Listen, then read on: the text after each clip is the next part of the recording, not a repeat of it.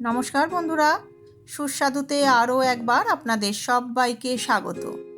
আজ চলে এসেছি খুব সহজে বানিয়ে নেওয়া সকলের প্রিয় ডিমের ডালনার রেসিপি নিয়ে। ডিমের ডালনা যদি ঠিকঠাক বানানো যায় তাহলে মাংসের ঝোলের স্বাদকেও হার মানাবে। যারা নতুন রাঁধুনি তারা আমার এই রেসিপিটা ফলো করলে খুব সহজেই ডিমের ডালনা তৈরি করে ফেলতে পারবেন। আসুন রেসিপিটা দেখে নেওয়া যাক ডিমের ডালনা আমি কিভাবে বানাই। আমি এখানে হাঁসের ডিম সেদ্ধ করে নিয়েছি। আপনারা চাইলে পোলট্রির ডিম কিংবা মুরগির ডিমেও রান্নাটা করতে পারেন।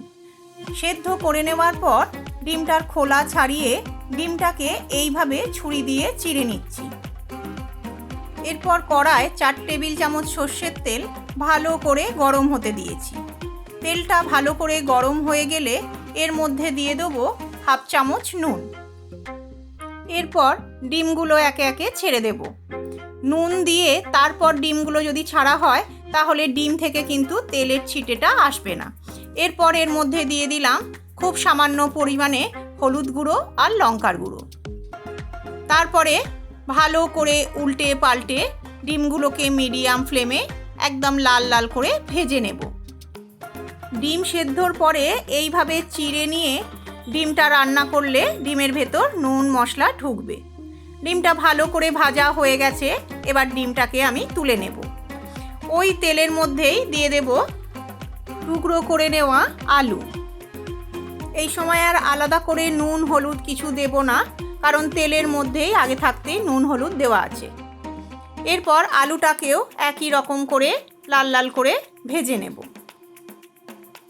এরপর ভেজে নেওয়া আলুটাকেও তেল ঝরিয়ে তুলে নেব। তারপর ওই তেলের মধ্যেই দিয়ে দেব 2টো তেজপাতা, 1টা শুকনো লঙ্কা, 2 টুকরো দারচিনি আর 3টে ছোটো এলাচ। এগুলোকেও মিনিট 2 খুব সুন্দর করে ভেজে নেব। ফোড়নটা থেকে একটা মিষ্টি গন্ধ এলে এই সময় দিয়ে দেব 2টো বড় সাইজের মিহি করে কুচিয়ে নেওয়া পেঁয়াজ। পেঁয়াজটাকেও একদম লাল লাল করে সুন্দর করে ভেজে নেব।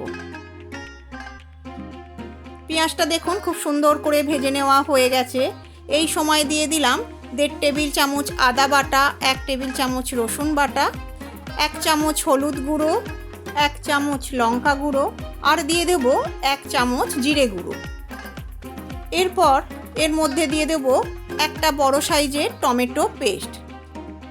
সব মশলাটাকে খুব ভালো করে বেশ কিছুটা টাইম ধরে কষিয়ে নেব।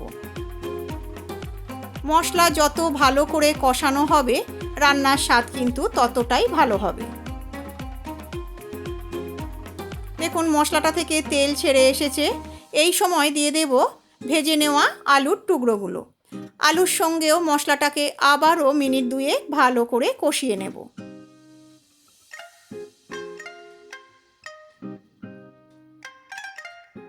আলুর সঙ্গে মশলাটা ভালো করে কষানো হয়ে গেলে দিয়ে দেব 3 কাপ গরম জল।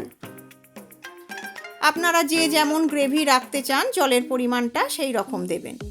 জলটা দিয়ে ভালো করে মিশিয়ে নিয়ে দিয়ে দিলাম স্বাদ মতো নুন আর দিয়ে দেব 1 চামচ চিনি। আবারও সবটাকে খুব ভালো করে মিশিয়ে নেব।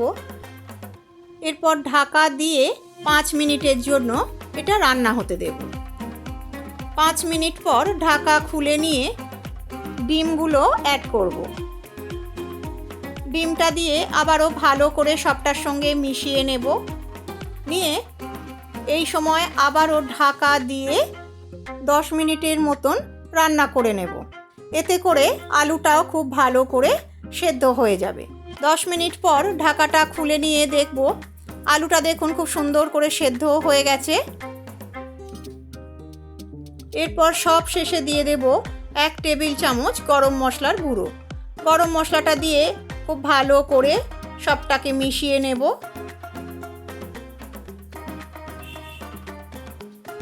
ভালো করে মিশিয়ে নিয়ে গ্যাসের ফ্লেমটা অফ করে দিয়ে ঢাকা দিয়ে মিনিট 3 স্ট্যান্ডিং টাইমে রেখে পরিবেশন করব ডিমের ডালনা।